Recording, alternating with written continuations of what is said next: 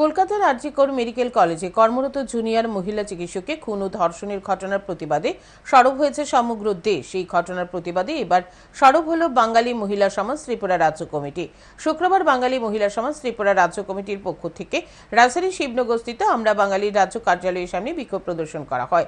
বিক্ষোভ প্রদর্শনে সামিল হয়ে বাঙালি মহিলা সমাজ ত্রিপুরা রাজ্য কমিটির নেতৃত্বরা জানান, আরজিকর মেডিকেল কলেজে ঘটনা দিল্লিতে সংঘটিত নির্ভয়া হত্যাকাণ্ড, উত্তরপ্রদেশের হাথরস উন্নাও ছাড়াও কেন্দ্রশাসিত জম্মু কাশ্মীরের কাটোয়া ধর্ষণ কাণ্ডকে স্মরণ করিয়ে দিচ্ছে।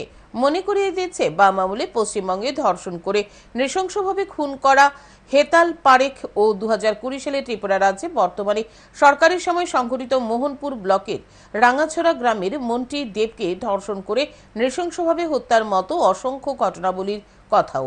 সংগঠনের নেতৃত্বরা এই দিন আরজিকর মেডিকেল কলেজে কর্তব্যরত মহিলা চিকিৎসককে ধর্ষণ ও খুনের ঘটনার তীব্র নিন্দা জানান।